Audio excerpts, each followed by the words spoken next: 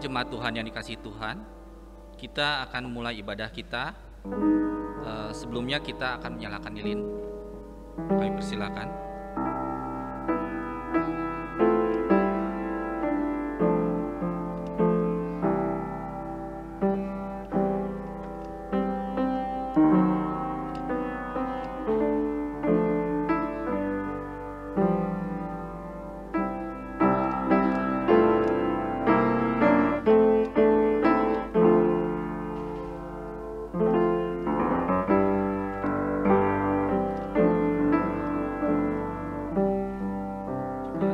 Saat teduh.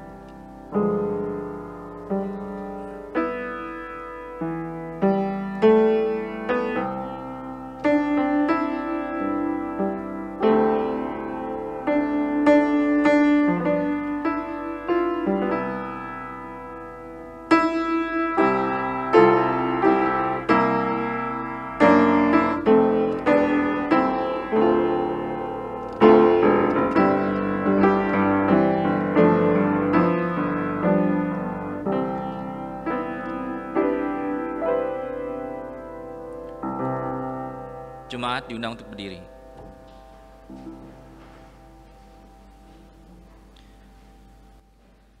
Adalah baik untuk menyanyikan syukur kepada Tuhan dan untuk menyanyikan mazmur bagi nama-Mu, ya yang maha tinggi. Sebab telah Kau buat aku bersukacita ya Tuhan, dengan pekerjaan-Mu, karena perbuatan tangan-Mu aku akan bersorak-sorai. Pertolongan kepada kita adalah di dalam nama Allah yang menjadikan langit dan bumi. Turunlah kiranya atas kita sekalian anugerah dan sejahtera daripada Allah Bapa dan daripada Anaknya Yesus Kristus. Amin. Dengan tetap berdiri, marilah kita menyanyikan lagu dari nyanyian Kemenangan Iman nomor 215 bait yang pertama dan kedua.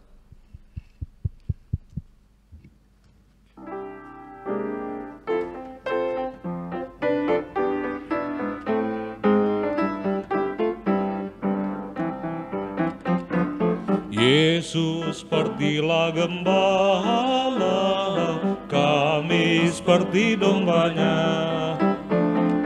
Dia pimpin dan menjaga kami dalam dunia. Tuhan Yesus memberi selamat dombanya. Tuhan Yesus memberi selamat dombanya.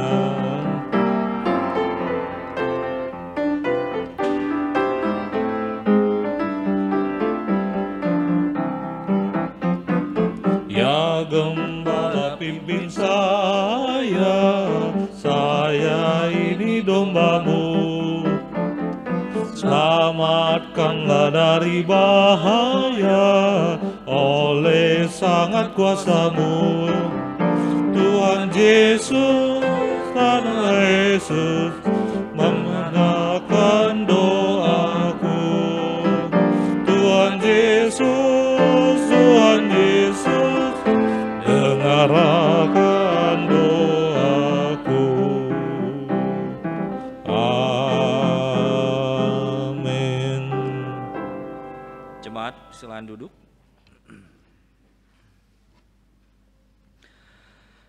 Mari kita berdoa. Bapa kami yang di surga, dengan kasih-Mu Engkau telah menjadikan kami, dengan kasih-Mu Engkau telah menjaga kami, dan dengan kasih-Mu Engkau juga hendak menjadikan kami sempurna. Dengan rendah hati kami mengaku bahwa kami tidak mengasihi-Mu dengan segenap hati, roh, jiwa, dan seluruh hidup kami. Kami juga tidak mengasihi sama kami manusia, sebagaimana Kristus telah mengasihi kami. Memang Engkau di dalam kami, tetapi keinginan daging kami telah membuat kami lupa akan kehendak-Mu. Ampunkanlah kami Bapa, tolonglah kami agar kami bertobat dari dosa-dosa kami dan dari hidup kami yang salah. Pimpinlah kami dengan Roh-Mu, agar kami dapat berlaku seperti yang Engkau kehendaki, sehingga kami dapat masuk ke dalam kemuliaan-Mu yang sempurna. Demi Yesus Kristus Tuhan kami yang telah mengajarkan kami berdoa. Bapa kami yang di surga, dikuduskanlah nama-Mu, datanglah kerajaan-Mu, jadilah kehendak-Mu di bumi seperti di sorga. Berilah kami pada hari ini makanan kami yang secukupnya, dan ampunilah kami akan kesalahan kami, seperti kami juga mengampuni orang yang bersalah kepada kami. Dan janganlah membawa kami ke dalam pencobaan, tetapi lepaskanlah kami daripada yang jahat, karena Engkaulah yang mempunyai kerajaan dan kuasa dan kemuliaan sampai selama-lamanya. Amin. Mari kita kembali memuji Tuhan dengan menyanyikan lagu dari nyanyian kemenangan iman nomor 197 bait yang pertama dan ketiga.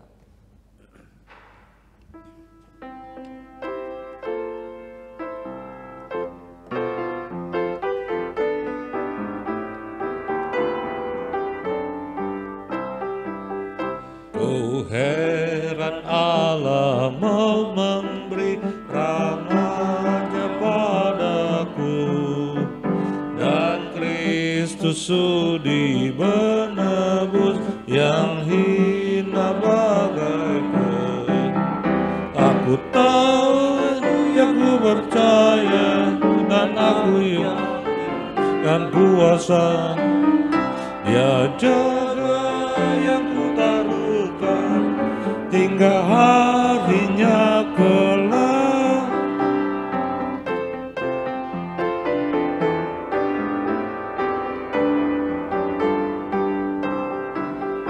Ku heran oleh Roh Kudus, tanganku terdengar, dan oleh kuasa sabdanya jiwaku pun tentram. Aku tahu yang ku percaya, dan aku yakinkan kuasanya. Dia jaga yang ku taruhkan hingga harinya kelak. Amin. Untuk bacaan responsoria kita pada minggu hari ini diambil dari Mazmur 42 ayat yang kedua sampai dengan yang ke-6. Untuk bacaan responsoria kita diambil dari Mazmur 42 ayat yang kedua sampai dengan yang ke-6. Kita akan bacanya bersaut-sautan. Saya mengundang jemaat untuk berdiri.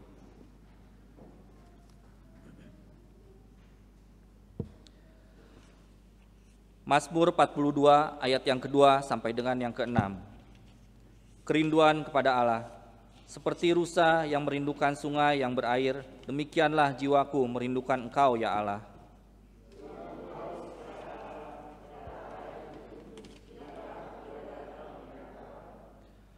Air mataku menjadi makananku siang dan malam, karena sepanjang hari orang berkata kepadaku, di mana Allahmu? Jiwaku gundah gulana, bagaimana aku berjalan maju dalam kepadatan manusia, mendahului mereka melangkah ke rumah Allah dengan suara sorak-sorai dan nyanyian syukur dalam keramaian orang-orang yang mengadakan perayaan. Bersama-sama.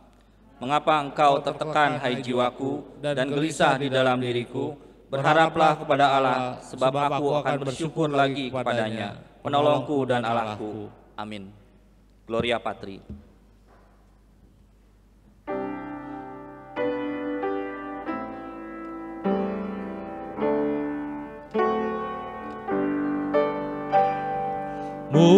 Mulia bagi Bapa, bagi Anak serta Roh Kudus, dari permulannya, sekarang dan akan jadi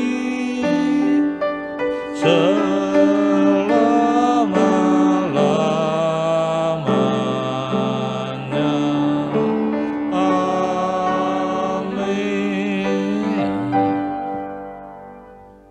Marilah bersama dengan umat Kristiani di seluruh dunia, kita meningkatkan pengakuan iman kita. Hendaklah masing-masing kita berkata demikian. Aku percaya kepada Allah, Bapa yang Maha Kuasa, Khalik langit dan bumi, dan kepada Yesus Kristus, Anak yang tunggal Tuhan kita, yang dikandung daripada Roh Kudus, lahir dari anak darah Maria, yang menderita di bawah pemerintahan Pontius Pilatus, disalibkan, mati dan dikuburkan, turun ke dalam kerajaan maut. Pada hari yang ketiga, bangkit pula dari antara orang mati, naik ke surga, duduk sebelah kanan Allah, Bapa yang Maha Kuasa, dan akan datang dari sana untuk menghakimi orang yang hidup dan yang mati. Aku percaya kepada Roh Kudus, gereja yang kudus dan am, persekutuan orang yang kudus, pengampunan dosa, kebangkitan daging, dan hidup yang kekal. Amin. Jemaat, silakan duduk.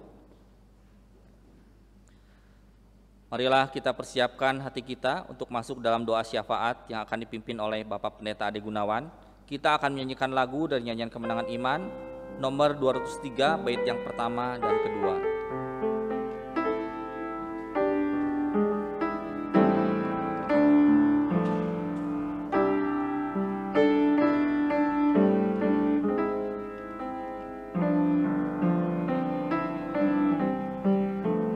Ku dengar pendebut yang panggil marilah, oleh darah-Mu yang kudus jiwaku sucilah.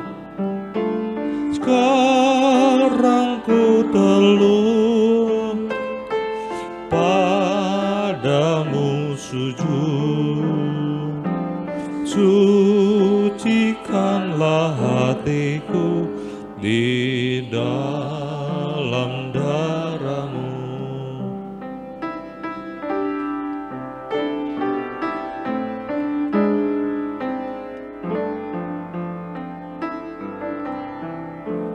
Ku datang Tuhanku, ku sakit dan lelah, kuatkan oleh kasih-Mu hatiku yang lemah.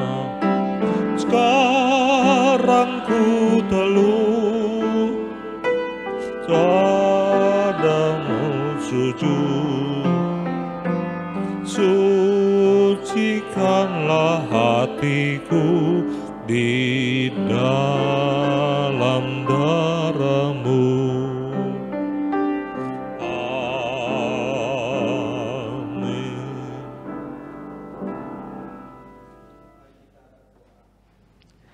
Bapa kami yang di sorga, Tuhan yang maha murah dan maha kasih, Allah yang kami sembah di dalam Yesus Kristus Juru Selamat kami.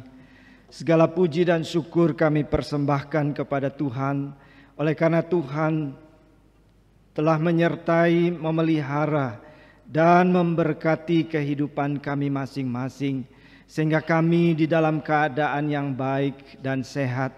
Terima kasih ya Tuhan, kami juga bersyukur pada hari ini kami boleh memulai kembali ibadah di dalam gedung gereja. Kami menyerahkan seluruh ibadah kami ini dari minggu ini dan minggu-minggu selanjutnya. Kiranya Tuhan melindungi kami dari segala virus dan sakit penyakit. Biarlah kami boleh beribadah dengan sukacita dan kami boleh menjadi saksi Tuhan yang baik. Kami juga berdoa ya Tuhan untuk teman-teman kami yang akan mengikuti ibadah online pada sore hari dan selanjutnya. Kami berdoa kiranya Engkau juga memberkati mereka, sekalipun mereka harus beribadah di rumah, tetapi mereka boleh mengalami perjumpaan dengan Tuhan dan menikmati kasih dan sukacita di dalam Tuhan. Terima kasih ya Bapa. Pada kesempatan ini kami mau berdoa, mengucap syukur untuk saudara-saudara kami yang berulang tahun. Kami bersyukur untuk saudari Felicia Natali Citra Jaya. Tuhan, terima kasih. Kami menyerahkan anakmu ini kembali ke dalam kuasa pemeliharaan Tuhan. Ia sementara ini bekerja di Singapura. Kiranya Engkau melindungi setiap hari dan memberkati pekerjaannya. Dan biarlah ia boleh mendapatkan hari depan yang baik daripada Tuhan. Kami berdoa juga walaupun di tempat yang jauh, biarlah ia boleh tetap dapat beribadah walaupun melalui online. Terima kasih ya Tuhan. Kami juga berdoa untuk saudara kami Thomas Tambunan yang berulang tahun. Kami bersyukur untuk kasih dan pemeliharaan Tuhan, berkat Tuhan dalam kehidupan dan pekerjaannya sehari-hari. Kami berdoa untuk rencana pernikahannya. Kami mohon kiranya Engkau menolong kedua keluarga di dalam persiapan pernikahan mereka, supaya pada waktunya dapat terlaksana dengan baik. Terutama rumah tangga yang akan dibangun, sungguh-sungguh dibangun di dalam Tuhan dan diberkati oleh Tuhan sendiri. Demikian pula Tuhan, kami berdoa untuk saudara kami Rianto yang berulang tahun pada hari ini.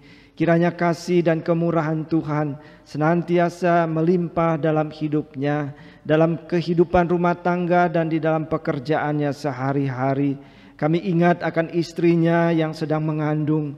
Kiranya Tuhan memelihara buah kandungan janin yang ada di dalam tubuh istrinya, baik ibu maupun bayinya dapat bertumbuh dengan sehat dan pada waktunya dapat melahirkan dengan selamat anak yang sempurna yang dikaruniakan oleh Tuhan. Bapa di sorga, kami juga teringat untuk keluarga Bapak dan Ibu Johnson Silalahi, untuk istrinya yang sedang mengandung. Kami juga tetap mohon akan kasih dan pemeliharaan Tuhan bagi mereka. Biarlah anaknya boleh tumbuh dengan sehat dan pada waktunya boleh melahirkan dengan selamat. Kami ingat juga ya Tuhan untuk Ibu Susan Pohan yang kemarin sedang menderita sakit. Kami berdoa kiranya Engkau melawat dia. Ulurkan tangan-Mu yang penuh kuasa dan kasih. Jamalah tubuhnya ya Tuhan, supaya ia boleh mendapatkan pertolongan, kekuatan dan kesembuhan daripada Tuhan. Biarlah di dalam kelemahan tubuhnya, ia bersama suami dan anaknya tetap merasakan sukacita dan damai sejahtera daripada Tuhan. Terima kasih ya Bapa. Kami berdoa dan menyerahkan untuk gereja kami, baik yang ada di Bandung, yang ada di Padalarang, yang ada di Sendawar, yang ada di Balikpapan. Tuhan berkatilah setiap hamba Tuhan, majelis, pengurus, pelayan ibadah, guru-guru sekolah minggu, mereka yang melayani baik di dalam gedung maupun di luar gedung gereja. Biarlah Tuhan berkati kami menjadi alat di dalam tangan Tuhan yang dapat menolong setiap jemaat untuk bertumbuh dalam iman, bahkan di dalam seluruh kehidupan mereka.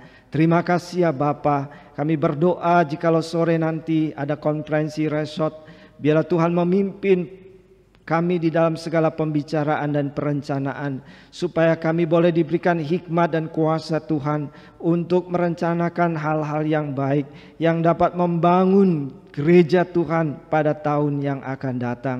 Terima kasih ya Bapa. Kami berdoa untuk bangsa dan negara kami. Kiranya kasih dan pertolongan Tuhan senantiasa menyertai pemerintah kami yang ada, baik presiden, wakil presiden dan seluruh menteri, semua aparat dari pusat sampai ke seluruh daerah. Biarlah ya Tuhan mereka boleh menjadi alat di dalam tangan-Mu untuk mendatangkan damai sejahtera Tuhan bagi setiap rakyat kami. Kami terus berdoa untuk usaha memutus rantai pandemi COVID-19 di seluruh daerah, di seluruh negara kami Tuhan. Jikalau dalam 2 minggu ini beberapa kota sangat meningkat tinggi pasien yang terpapar, kami berdoa dan mohon kemurahan daripada Tuhan, khususnya untuk kota Bandung dan Jawa Barat. Tuhan, kami mohon kiranya Engkau menolong setiap aparat dan petugas dan juga para medis, supaya melalui pertolongan dan berkat Tuhan kami boleh mendapatkan kesembuhan dan jalan keluar. Kami boleh terbebas daripada wabah ini. Terima kasih ya Tuhan. Akhirnya kami berdoa untuk semua upaya untuk memberitakan Injil, baik secara pribadi maupun melalui lembaga gereja di dalam negara kami. Tuhan sertai dan berkati supaya di dalam keadaan apapun kami terus memberitakan Injil dan memenangkan banyak jiwa untuk diselamatkan oleh Tuhan.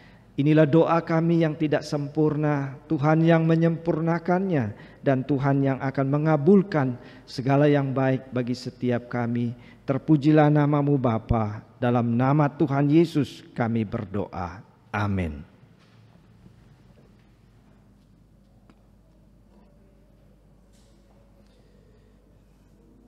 Kita akan memberikan persembahan kita. Saya mengundang para petugas persembahan untuk maju ke depan.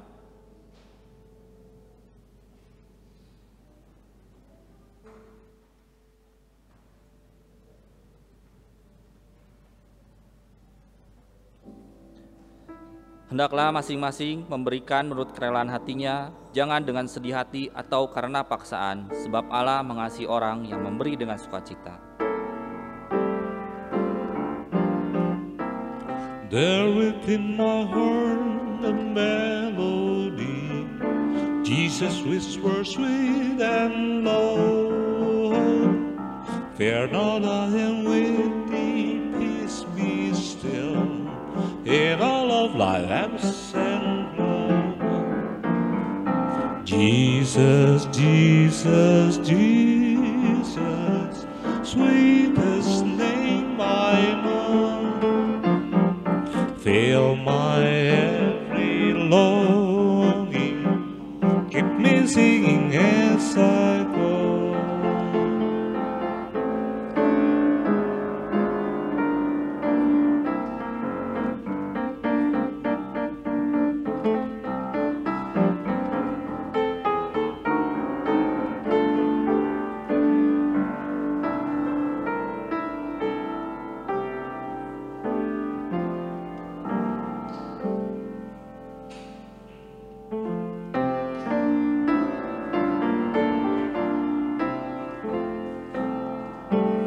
Mohon Tuhan memberkati persembahan kami ini, agar dapat digunakan untuk kemuliaan Tuhan.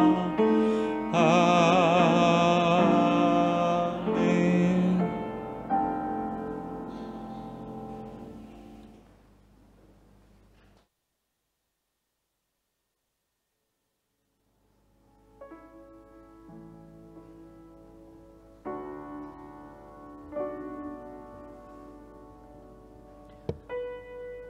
Mari kita kembali memuji Tuhan dengan menyanyikan lagu dari nyanyian Kemenangan Iman nomor 169 bait yang pertama dan keempat untuk mempersiapkan hati kita mendengarkan firman Tuhan yang akan disampaikan oleh Bapak Pendeta Ade Gunawan.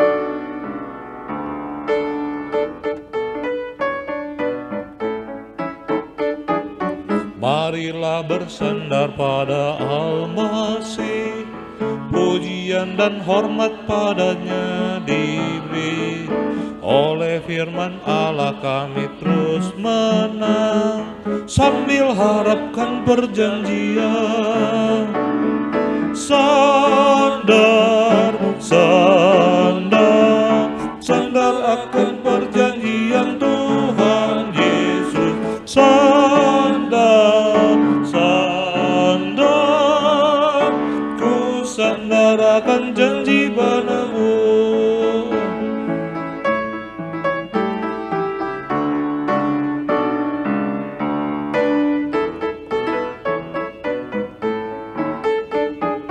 Hai semua orang yang gemar menang, baca janji Tuhan serta yakinkan. Itulah senjatamu dan perisaimu, dalam kau berharap janjimu. Sandar, sandar, sandar akan perjanjian Tuhan Yesus. Sandar, sandar, ku sandar akan janji padamu.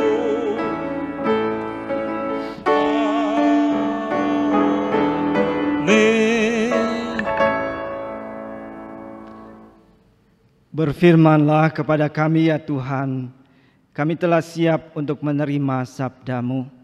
Biarlah firman Tuhan boleh berbicara kepada setiap kami, sesuai dengan pergumulan dan kebutuhan kami masing-masing. Tuhan, kami mengucap syukur pada hari ini adalah Minggu Advent yang kedua. Biarlah kami boleh diingatkan oleh firman Tuhan, bahwa di dalam Tuhan senantiasa ada pengharapan yang kekal.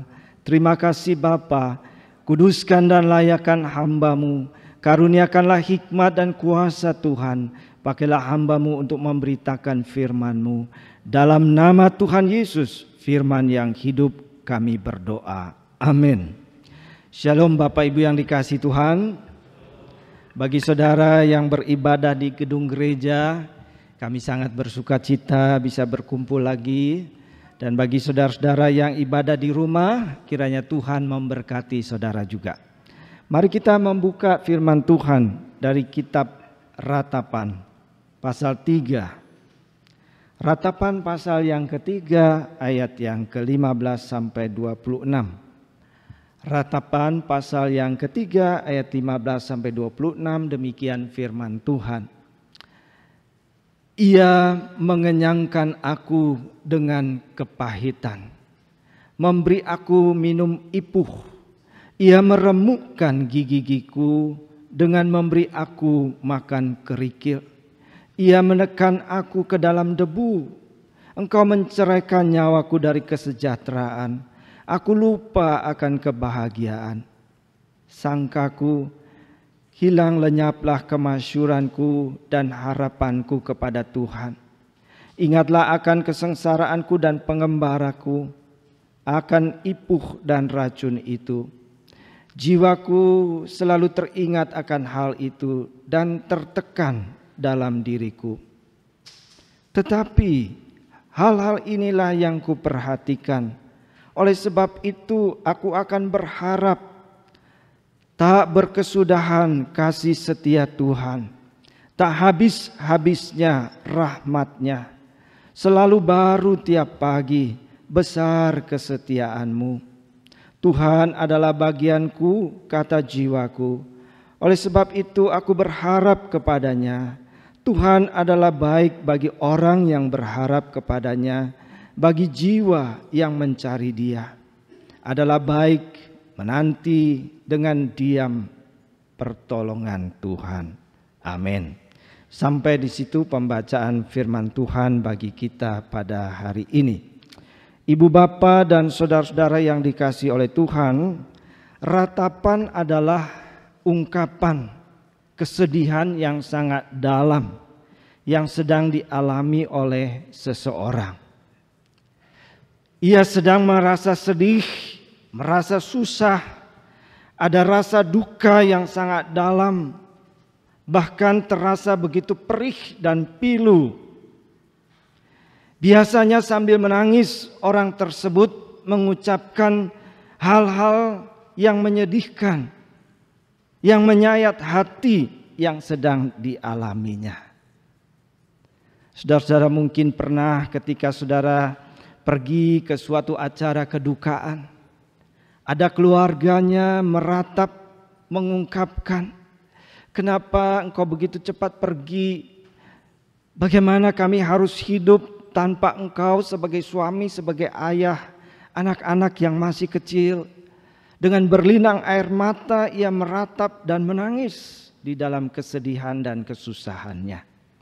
Saudara-saudara yang dikasihi oleh Tuhan, kitab Ratapan adalah ungkapan kesedihan seorang nabi, yaitu Yeremia, ketika ia menyaksikan kehancuran Yerusalem. Hal ini terjadi sekitar tahun 586 sebelum Masehi. Bagaimana Raja Babel dengan pasukannya menyerbu kota Yerusalem. Temboknya diruntuhkan, ada yang dibakar. Lalu kemudian mereka merampas, menjarah harta milik daripada orang-orang Israel yang adalah umat Allah itu. Bahkan peralatan-peralatan di dalam bait suci yang selama ini begitu sakral dan suci dianggap oleh umat Israel, semuanya diambil dan dibawa pergi di dalam keadaan yang tidak terhormat. Bangsa Yehuda sebagai umat Allah akhirnya dibawa sebagai tawanan ke Babel. Nah saudara-saudara, itulah keadaan yang sedang terjadi. Oleh karena itu sambil duduk Yeremia meratapi Yerusalem, ia meratapi keadaan bangsa dan negaranya yang hancur. Ia berkata, betapa terpencilnya kota itu. Yang dahulunya ramai, yang dahulunya agung, yang dahulunya adalah ratu di antara kota-kota, sekarang menjadi jajahan dan ditinggalkan oleh banyak orang. Yehuda telah ditinggal penduduknya di dalam keadaan sengsara dan perbudakan yang berat. Saudara-saudara, tadi kita membaca beberapa ayat bagaimana Yeremia mengungkapkan ia di dalam kepahitan hidup yang luar biasa, bersama-sama dengan bangsa yang selama ini mengagung-agungkan diri sebagai umat Allah, yang selalu berada di dalam penyertaan dan kuasa Tuhan, yang di dalam perlindungan Allah yang ajaib. Ketika mereka menghadapi bangsa yang lebih hebat, lebih kuat, lebih gagah, tetapi karena penyertaan dan kuasa Tuhan mereka bisa mengalahkan musuh. Tetapi sekarang keadaan berbalik luar biasa. Ada musuh yang datang kemudian menyerbu, merampas, menjarah. Bahkan bait suci dianggap seperti rumah biasa. Peralatan yang dari emas dan perak diambil bawa pergi dengan tidak hormat. Yeremia mengatakan, ia mengenyangkan aku dengan kepahitan. Ia meremukkan gigi-gigiku seperti orang yang makan kerikil. Ia menceraikan nyawaku dari kesejahteraan. Bagaimana Yeremia di dalam ungkapan hati dan perasaannya hidup yang begitu pahit pada masa itu yang sedang dialaminya bersama-sama dengan umat Israel. Saudara-saudara, di dalam perenungan itu Yeremia menemukan di dalam pasal 3 ayat 1 sampai 8. Yeremia mengatakan, mengapa semua ini terjadi?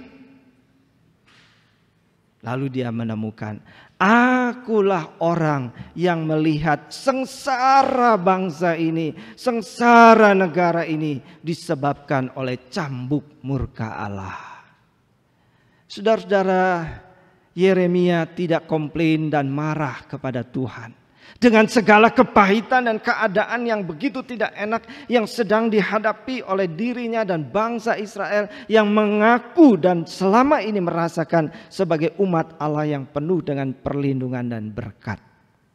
Dia mengaku dengan tulus bahwa sesungguhnya semuanya ini terjadi karena cambuk daripada murka Allah yang sedang datang kepada umatnya. Saudara-saudara, karena Yehuda sebagai umat Allah telah berpaling meninggalkan Tuhan. Mereka tidak lagi menyembah kepada Allah pencipta langit dan bumi, kepada Allah Israel yang satu-satunya adalah Allah yang sejati itu. Tetapi mereka sekarang sudah terbawa arus, ikut percaya dan menyembah dewa-dewi bangsa-bangsa, ilah-ilah bangsa-bangsa lain. Saudara-saudara, Tuhan telah berkali-kali melalui para nabi untuk menegur, mengingatkan mereka. Tetapi Alkitab mencatat, mereka terus berkeras hati, tidak lagi mau peduli dengan Tuhan, tidak lagi mau beribadah kepada Tuhan, tidak lagi mau menaruh pengharapannya kepada Allah. Mereka berpaling kepada Tuhan dan mulai percaya dan menggantungkan hidupnya kepada dewa-dewi dan ilah-ilah yang salah itu. Karena Yehuda sebagai umat Allah telah berpaling meninggalkan Tuhan dan ikut menyembah dewa-dewi dan ilah-ilah bangsa lain, mereka telah berlaku tidak setia kepada Allah. Itu sebabnya Tuhan mengizinkan, itu sebabnya Tuhan tidak menghalau Babel yang datang menyerbu. Tuhan tidak melindungi mereka. Tuhan membiarkan mereka dijajah, dijarah, dirampas dan diperlakukan dengan keji. Saudara-saudara, kita melihat di dalam pendahuluan ini bahwa ternyata hidup dan hati yang berpaling meninggalkan Tuhan adalah dosa yang keji dan melukai hati Tuhan, yang dapat mendatangkan murka Tuhan atas umatnya. Saudara-saudara, biarlah ini menjadi suatu peringatan keras bagi setiap anak-anak Tuhan. Jangan pernah berani untuk memalingkan wajah kita daripada percaya dan mengandalkan Tuhan, daripada percaya dan beribadah kepada Tuhan, kemudian kita mulai berpaling meninggalkan Tuhan, mulai merasa gagah dan kuat, mulai merasa mampu, mulai tertarik kepada agama-agama dan kepercayaan yang lain, menaruh pengharapan kepada dunia dan kekuatan diri kita sendiri. Saudara-saudara, ketika saya merenungkan hal ini, di dalam bahasa saya yang sederhana, Tuhan masih bisa mentolerir jikalau ada seorang anak Tuhan yang tergelincir dan jatuh. Sekalipun tidak boleh, mungkin dia tergelincir dan jatuh di dalam kelemahan tubuh dagingnya, nafsunya. Mungkin dia mencuri, mungkin dia merampok, mungkin dia mungkin jatuh ke dalam perselingkuhan, mungkin dia di dalam tipu daya di dalam bisnisnya. Tuhan mungkin masih bisa menahan diri. Tetapi ada satu hal yang sangat membuat Tuhan murka, ketika seseorang anak Tuhan mulai berpaling dari kepercayaan dan iman dan ketergantungannya kepada Allah itu kepada hal-hal yang lain. Amin. Saudara-saudaraku yang dikasihi oleh Tuhan, inilah situasi dan kondisi yang ada di dalam kitab Ratapan. Namun dalam penderitaan ini kita mendapatkan 3 hal daripada pesan firman Tuhan bagi kita. Yang pertama, bahwa ternyata di dalam penderitaan dan kepahitan hidup yang sedang dialami oleh Yeremia dan umat Israel pada masa itu, masih ada pengharapan di dalam Tuhan. Nabi Yeremia mengambil sikap tidak terpaku kepada kemarahan Tuhan, tidak terpaku hanya kepada kesulitan dan kepahitan hidup, tidak terpaku kepada puing-puing yang sudah runtuh, bait suci yang sudah porak-poranda dan hidup di dalam ketindasan daripada bangsa Babel itu. Tetapi kemudian Yeremia mulai berpaling mata dan hidupnya kepada Tuhan. Lalu dia berkata, tetapi hal-hal inilah yang ku mau perhatikan. Oleh sebab itu aku akan berharap kepada Allah, karena tak berkesudahan kasih setia Tuhan dan tak habis-habisnya rahmatnya. Selalu baru tiap pagi besar kesetiaanmu.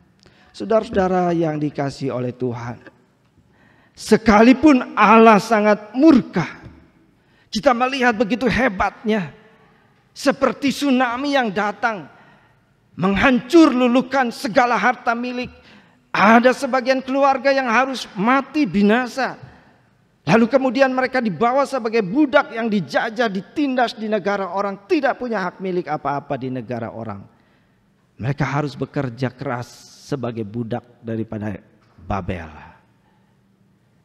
Tetapi murka Allah yang begitu hebat, kita melihat bahwa di dalam murka Allah yang hebat itu, Yeremia menemukan bahwa Allah itu tetap setia kepada umatnya. Amin. Di dalam kemarahan yang hebat, Allah itu ditemui atau dikenal atau didapati oleh Yeremia. Dia adalah Allah yang setia. Setia kepada umatnya. Setia kepada umatnya yang berdosa, yang memberontak, yang melawan kepadanya. Oleh karena ia penuh dengan kasih dan rahmat bagi umatnya dan bagi anak-anaknya. Amin. Saudara-saudara, Yesaya pasal 54 ayat 7 dan 8 mengatakan, hanya sesaat lamanya kata Tuhan, aku meninggalkan engkau, tetapi kemudian aku segera kembali mengambil engkau. Dalam murka yang meluap itu, aku telah menyembunyikan wajahku terhadap engkau, tetapi sesaat lamanya dalam kasih setia yang abadi yang aku miliki kepadamu, aku telah mengasihani kembali akan engkau. Amin. Saudara-saudara, di dalam kesusahan itu, di dalam kehidupan yang pahit itu, Yeremia menatapkan hati dan iman dan hidupnya kepada Tuhan. Ia tidak tenggelam di dalam kesusahan dan bencana yang sedang terjadi. Dia melihat kepada Tuhan dan dia menemukan bahwa hanya sesaat Tuhan murka, tetapi dia akan kembali untuk mengasihi dan menolong dan memulihkan kehidupan umatnya. Amin.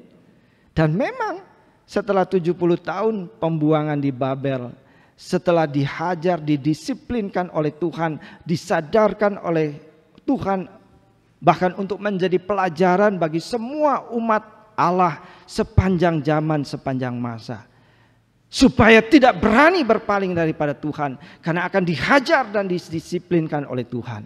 Ketika masa itu sudah selesai, Tuhan dengan ajaib membawa bangsa Yehuda kembali ke negerinya. Mereka membangun kembali tembok, mereka membangun kembali bait suci, hidup mereka dipulihkan kembali. Amin. Saudara-saudara, kata di dalam bahasa Indonesia kasih setia adalah sebenarnya dua kata yang digabung.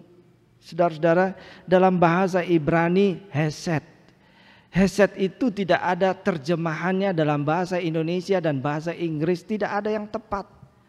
Karena hesed di dalam bahasa Ibrani itu begitu luar biasa, yang bisa mempunyai arti dan makna yang sangat luas dan dalam. Hesed itu artinya kindness, murah hati. Hesed itu artinya setia. Hesed itu artinya Allah yang penuh dengan belas kasihan. Hesed itu artinya Allah yang penuh dengan kebaikan. Bukan Allah yang jahat, tetapi Allah yang penuh dengan kebaikan. Allah yang setia kepada umatnya. Steadfast love, kasih yang setia, kasih yang tidak bisa berubah, kasih yang di dalam keadaan apapun yang terjadi, kasih itu tetap teguh dan tidak akan luntur, kasih yang kekal dan abadi. Itu sebabnya saudara-saudara, di dalam Alkitab ada ayat yang mengatakan Tuhan Allah berkata, aku mengasihi engkau dengan kasih yang kekal, yang tidak berubah. Ketika engkau di dalam keadaan yang bagaimanapun, engkau akan tetap akan dicintai dan dikasihi Allah di dalam rahmat dan kemurahannya.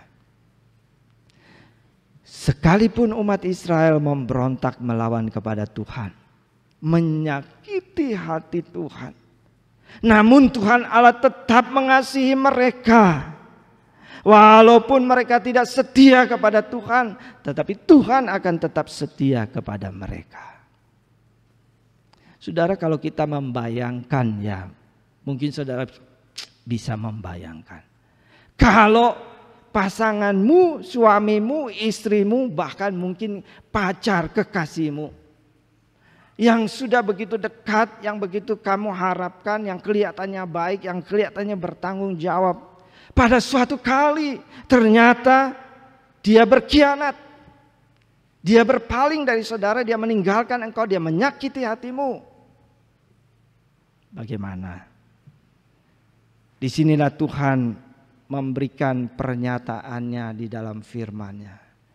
Sekalipun engkau berpaling, sekalipun engkau menyakiti hatiku, sekalipun engkau berbuat yang jahat terhadap aku, sekalipun engkau memberontak dan mempermalukan namaku, Allah di dalam kasih-Nya, di dalam kemurahan dan kesetiaannya, Dia akan tetap mengasihi kita. Amin. Saudara-saudara, dalam Alkitab kita bisa melihat satu contoh yang sangat ekstrim, yaitu di dalam kitab Nabi Hosea. Zaman daripada Nabi Hosea adalah begitu sangat luar biasa. Orang Israel terang-terangan sebagai umat Allah berpaling dan meninggalkan Tuhan, sehingga Tuhan begitu sakit hatinya. Tetapi saudara-saudara, kemudian Allah mendemonstrasikan bagaimana kasih dan cintanya kepada umatnya, yaitu melalui Nabi Hosea. Ada suatu keadaan di mana istri Hosea itu selingkuh, bahkan kemudian menjadi perempuan yang nakal, yang kemudian menjadi semacam seorang pelacur. Lalu kemudian Hosea menceraikan wanita itu. Tetapi Tuhan mengatakan apa? Pergilah, ambillah dia kembali menjadi istrimu. Saudara, ini sesuatu yang tidak bisa saya mengerti. Ini sesuatu yang sangat luar biasa. Bagaimana ada seorang suami sudah dipermalukan, disakiti, dikecewakan, cinta dan kesetiaannya. Wanita itu berpaling, kemudian terang-terangan menjual diri dan sebagainya. Tetapi Tuhan ingin mendemonstrasikan kasih-Nya yang ajaib itu. Pergilah engkau, bawalah kembali istrimu, jadikanlah dia, kawinilah dia menjadi istrimu kembali. Dan itu adalah merupakan suatu gambaran betapa luar biasanya cinta kasih daripada Allah kepada pengantinnya, kepada umatnya, kepada saudara dan saya. Amin. Amin. Saudara-saudara, kita juga melihat bagaimana Petrus di dalam perjanjian baru. Seorang murid yang begitu hebat. Tuhan, sekalipun aku harus mati bersama-sama dengan engkau, aku tidak akan mundur. Begitu banyak janji kesetiaan daripada Petrus kepada Tuhan Yesus. Marilah kita pergi untuk mati bersama-sama dengan dia, kata Petrus kepada teman-temannya. Tetapi apa yang terjadi? Ketika Yesus ditangkap, baru saja diadili dan baru saja Petrus ada di halaman pengadilan, belum di dalam gedung pengadilan, hanya di halaman. Ditanya oleh seorang wanita, engkau juga adalah muridnya kan? Oh bukan, saya tidak mengenal dia. Dan itu dilihat oleh Yesus dengan mata kepalanya sendiri. Dan Alkitab mengatakan, maka menangislah Petrus terseduh-seduh akan kegagalan dan ketidakmampuannya. Saudara-saudara, Yesus sangat terluka. Bagaimana orang yang sudah dipilih, dipercayai menjadi 12 murid. Bagaimana orang yang menjanjikan kehebatan dan kesetiaan. Aku akan mempertaruhkan nyawaku untuk kamu. Ternyata dia berbalik sedemikian hebat. Tetapi ketika Yesus sudah bangkit, Yesus mendatangi Petrus. Bukan untuk marah, bukan untuk menghukum, bukan untuk mencaci maki dan menjelek-jelekan Petrus, tetapi untuk memulihkan kasih dan kesetiaan Petrus kepada Yesus. Tuhan Yesus katakan, Petrus, apakah engkau mengasihi aku? Petrus katakan, Tuhan, engkau tahu dalam hati dan hidupku bahwa sesungguhnya aku mengasihi engkau. Maka Tuhan Yesus katakan, gembalakanlah domba-dombaku. Saudara-saudara, sekalipun Petrus berlaku tidak setia, tetapi Yesus setia kepadanya. Yesus bangkit, dia datang mencari Petrus yang sudah meninggalkannya.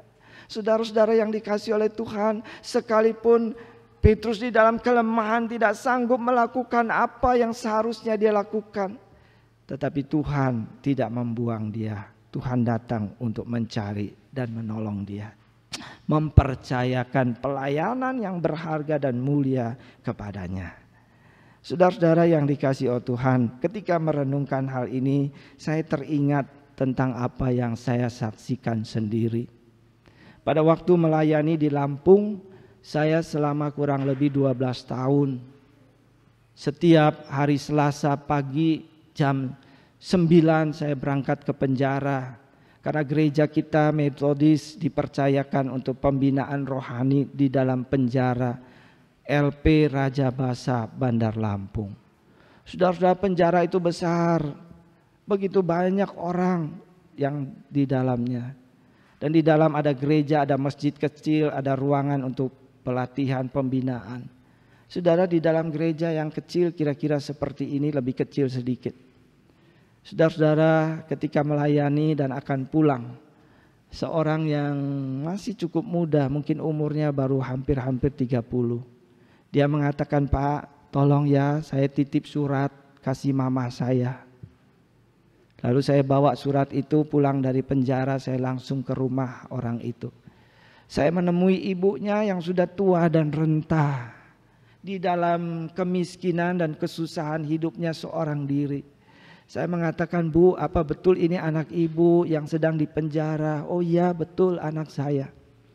Lalu saudara-saudara, ibunya itu dikasih surat, rupanya isinya itu minta dijenguk, minta dibawain baju, minta dibawain odol, sikat gigi, sabun dan sebagainya. Saudara-saudara, ibu tua ini menceritakan kepada saya bahwa itu anaknya yang paling kecil, yang dari remaja sudah sangat nakal. Nah, terakhir itu, waduh, sikapnya begitu luar biasa. Ketika nggak punya uang, ibunya punya satu-satunya perhiasan, itu rantai kalung, diambil, dijual. Lalu kemudian beberapa waktu lagi ketika dia nggak punya uang, sampai tabung gas di rumah itu diambil, dijual. Nah, kalau tabung gas dijual, terus ibunya mau masak, mau makan apa? Saudara-saudara, kalau ibunya tegur, pernah yang terakhir itu didorong jatuh, sempat ditendang oleh anaknya. Lalu ibu ini dengan air mata meleleh, dia mengatakan, sangat sakit sekali hati saya diperlakukan seperti itu. Saudara-saudara, minggu-minggu berikutnya pada suatu kali, 2 minggu kemudian, ketika saya sedang pergi ke LP untuk melayani, ketika masuk di ruang yang pertama, saya melihat kok ibu tua itu sedang datang membawa rantangan. Oh, ternyata dia mau menengok anaknya. Lalu kemudian kami sempat bertemu dan dia mengatakan, walaupun dia menyakiti hati saya, walaupun perbuatannya jahat, tetapi dia anak saya dan saya akan tetap mencintai dia. Amin. Saudara-saudara yang dikasihi oleh Tuhan, mari kita terapkan firman Tuhan ini dalam hidup kita. Saudara-saudara, yaitu bahwa saudara dan saya pada saat ini kurang lebih sedikit mirip dengan keadaan yang dialami oleh Yeremia. Kita sedang berada, sebagian orang sedang berada di seluruh negeri ini, bahkan di seluruh dunia ini, oleh karena pandemi COVID-19, hidup kita diporak-poranda, kita mengalami hal-hal yang pahit, ada orang yang mengalami kesulitan yang begitu hebat. Banyak orang yang hidup dengan kegelisahan dan ketakutan akan virus corona. Ada orang yang keluarganya kemudian terinfeksi dan kemudian tidak tertolong dan mati, meninggal. Belum lagi akibat terhadap ekonomi. Saudara-saudara, pengusaha yang besar, ada pabriknya yang sudah sekian bulan, mungkin 9-10 bulan ini tidak bisa buka, tidak bisa produksi. Karena produksi yang tahun kemarin mau dijual lebaran itu masih ada, masih numpuk, masih begitu banyak di gudang. Sudah diusahakan jual online, jual di tempat juga begitu sedikit. Pabriknya belum bisa buka. Ribuan karyawannya tidak bisa kerja. Bagaimana dengan buruh kecil, dia tidak bekerja setiap hari, nafkahnya untuk makan setiap hari. Tadi saya tanya kepada satu jemaat kita, bagaimana Pak, toko kecil yang ada di rumah? Waduh Pak, sepi sekali. Mungkin karena daya beli, tetapi juga mungkin ada warung-warung kecil-kecil yang buka. Saudara-saudara, ada orang yang harus di PHK, ada orang yang harus dirumahkan. Dokter pun, saya tanya kepada beberapa dokter, Om sudah praktek? Oh, enggak berani, sudah sejak COVID itu saya tutup. Ya, saya juga mulai masuk usia lanjut dan juga saya tidak berani nanti kalau tertular. Kadang-kadang pasien itu tidak jujur, tidak memberitahukan keadaan mereka sebenarnya. Saudara-saudara, hidup di dalam kegelisahan, hidup di dalam ketakutan, hidup di dalam kekhawatiran, dan juga di dalam kesulitan ekonomi. Ada lagi saya mendengar bahwa karena kesulitan ekonomi akhirnya suami istri sering bertengkar. Mulai ada ribut-ribut, cekcok suami istri, ya juga tinggal serumah dengan mertua, mulai ribut dengan mertua, begitu banyak masalah yang dihadapi. Saudara-saudaraku yang dikasihi oleh Tuhan, firman Tuhan bagi kita pada hari ini yang pertama, jangan kita fokus kepada persoalan, masalah, kesulitan dan ketidakberdayaan kita. Tetapi marilah kita mengarahkan hati kita kepada Tuhan. Amin. Yang di dalam Dia ada pengharapan, yang di dalam Dia ada pertolongan, yang di dalam Dia ada kuasa yang bisa melakukan banyak hal kepada kita. Amin. Di dalam Dia, kata Alkitab, ada masanya. Nanti engkau akan dipulihkan oleh Tuhan. Amin. Keadaan ini akan dipulihkan oleh Allah. Sementara waktu, kata Tuhan, aku membiarkan engkau mengalami ini, tapi nanti aku akan bertindak untuk datang dan menolong dan memulihkan kehidupanmu. Amin. Sebagai hamba Tuhan saya melihat, di satu sisi ada banyak orang yang begitu kesulitan. Tetapi di satu sisi juga ada orang Kristen yang mengalami pertolongan Tuhan yang begitu hebat. Yang mengalami pertolongan Tuhan yang begitu ajaib. Yang mengalami berkat Tuhan yang berkelimpahan yang begitu luar biasa. Bagaimana merasakan pertolongan, perlindungan, berkat Tuhan bagi keluarga dan rumah tangganya.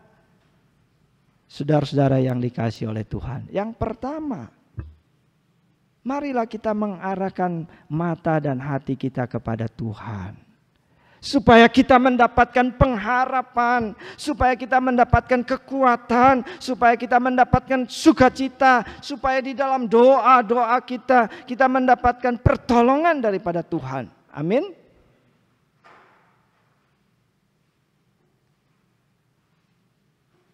Ketika minggu lalu bercakap-cakap dengan seseorang yang menceritakan bahwa COVID sedang begitu kuat, begitu hebat di kota kita.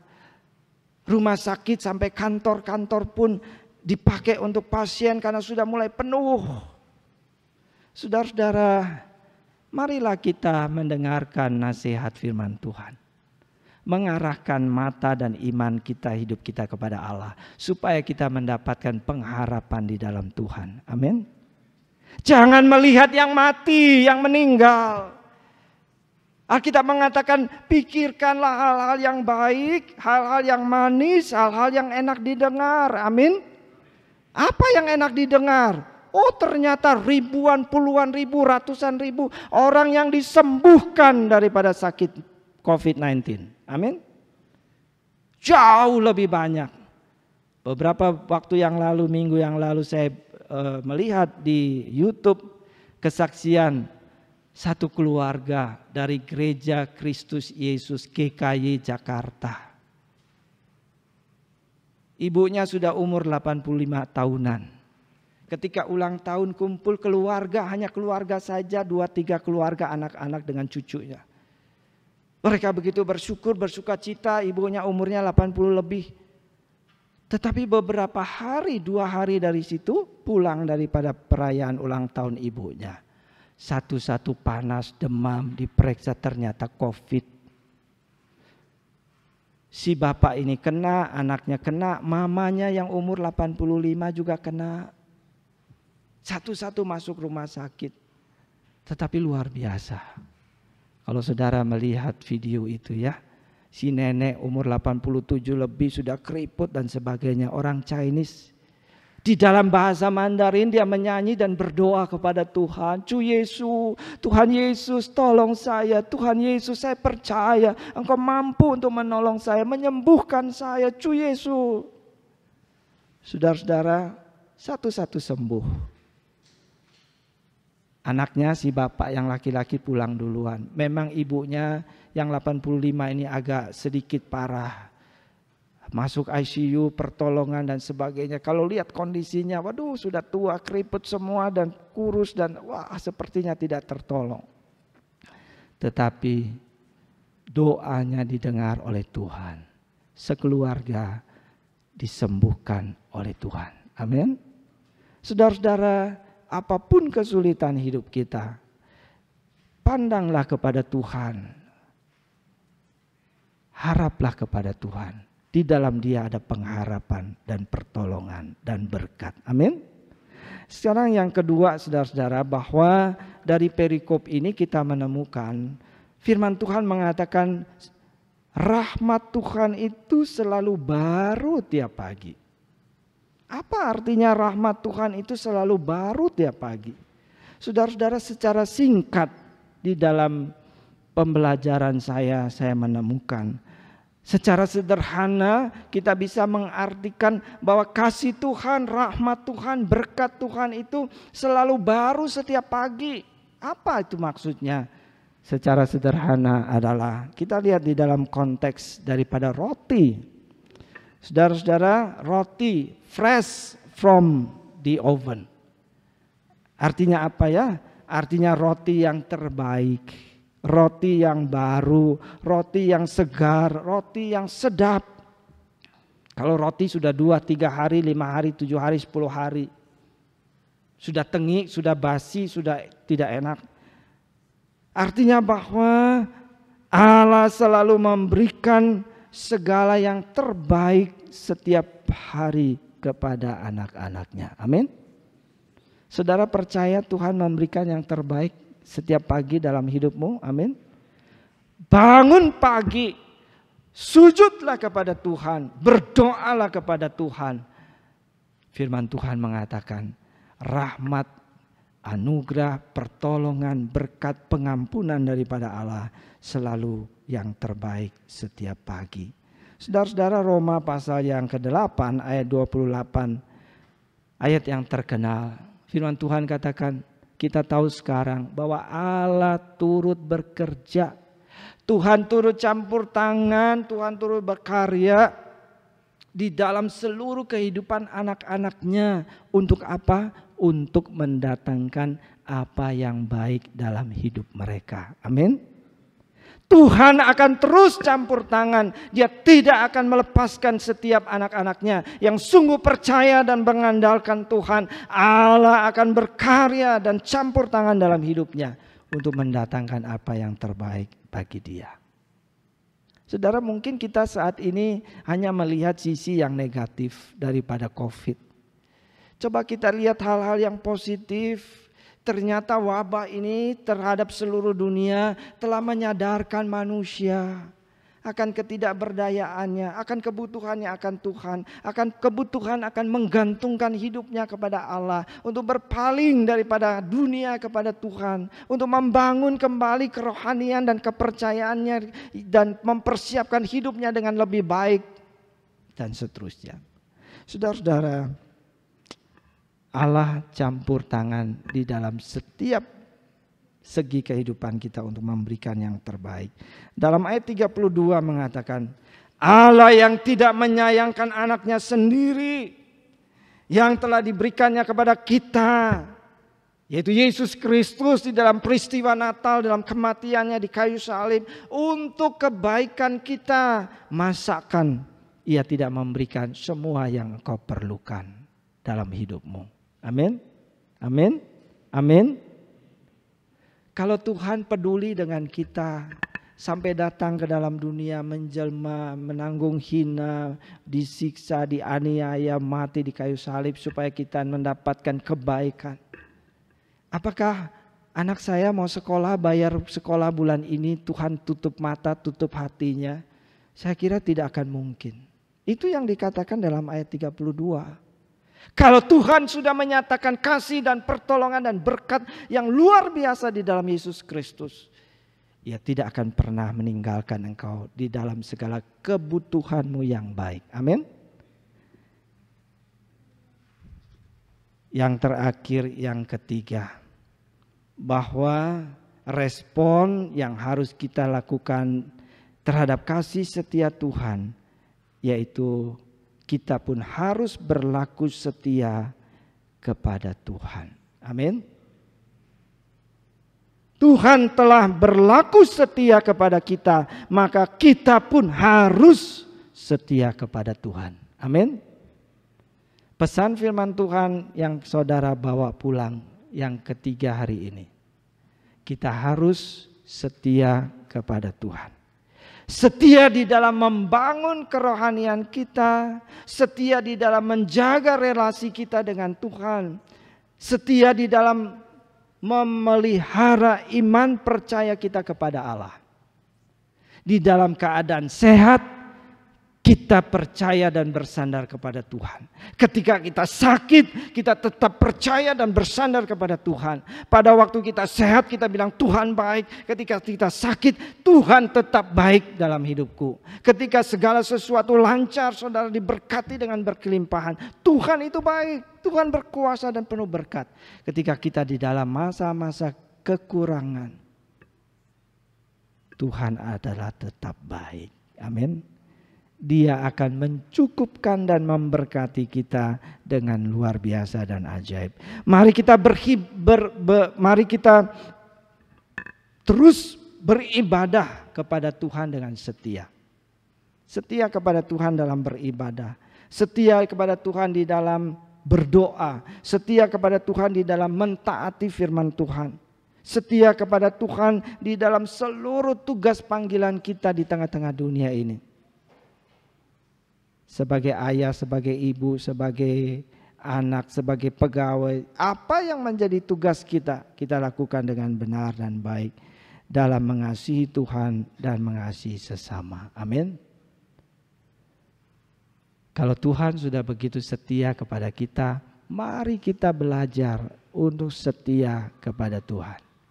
Di dalam keadaan yang baik atau buruk, di dalam keadaan manis atau pahit, kita tidak goyah iman dan kesetiaan kita kepada Allah. Amin. Wahyu pasal 2 ayat 10. Tuhan mengatakan kepada sekelompok orang Kristen yang sedang teraniaya, jangan takut terhadap apa yang harus engkau derita. Hendaklah engkau setia sampai mati, dan aku akan mengaruniakan kepadamu mahkota kehidupan. Amin.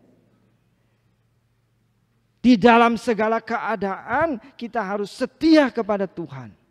Dan Tuhan mengatakan, aku akan mengaruniakan kepadamu mahkota kehidupan. Amin.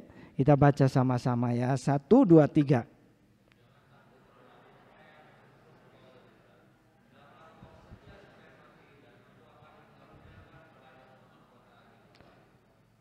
Amin. Mari kita berdoa. Tuhan, terima kasih untuk firman-Mu yang telah Engkau sampaikan kepada kami. Di masa-masa pandemi ini Tuhan, mungkin ada sebagian dari kami yang mengalami kesulitan, masalah, bahkan hidup yang pahit. Bila kami boleh mengarahkan hati kami kepada Tuhan, iman kami kepada Tuhan, bahwa sesungguhnya Tuhan penuh dengan kasih dan setia.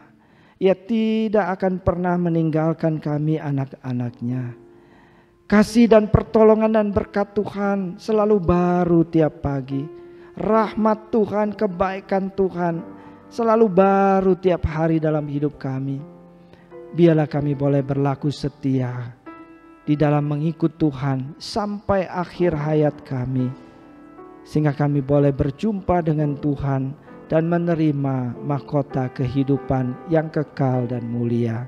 Dalam nama Tuhan Yesus, firman yang hidup, kami berdoa. Amin.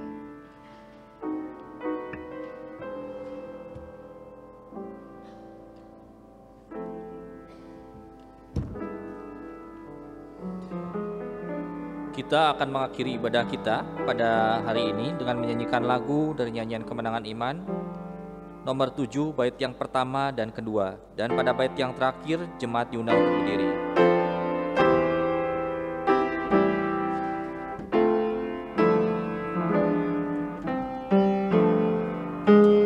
Besar setiamu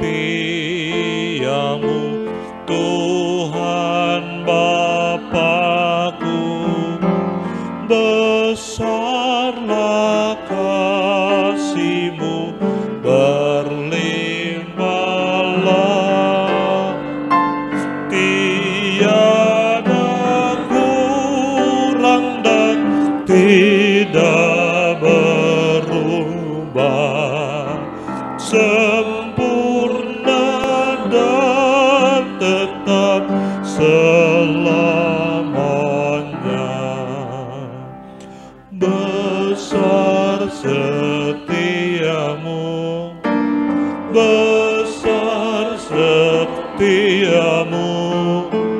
saban pagi nampak rahmat baru, segala yang ku perlu Tuhan sediakan.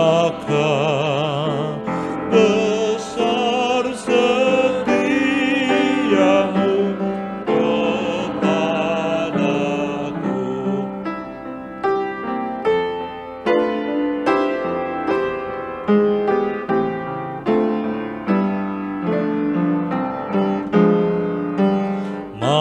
Matahari serta bintang dan bulan yang beredar serta puji Tuhan. Musim tua yang dengan segenap makhluk saksikan kasih dan setiamu. Besar setiamu, besar setiamu, saban pagi rahmat baru, segala yang ku perlu Tuhan sediakan. Besar setiamu kepadaku. Amin.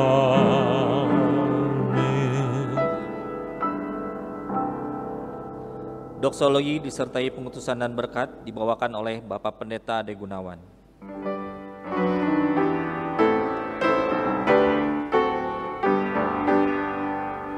Kepada Allah beri puji, serta kepada Al-Masih, Roh Kudus muliakan,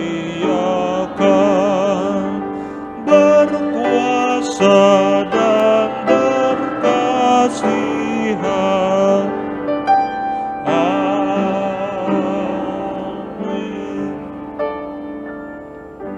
Mari kita tunduk kepala dan mengarahkan hati kita kepada Tuhan untuk menerima berkat daripada Tuhan. Kasih karunia dan damai sejahtera daripada Allah Bapa kita, pertolongan Tuhan Yesus Kristus, kekuatan, perlindungan, penghiburan daripada Roh Kudus, menyertai saudara yang beribadah di dalam gedung gereja ini, saudara yang beribadah di rumah masing-masing, dimanapun saudara berada. Tuhan memberkati engkau. Amin. Amin. Amin. Amin.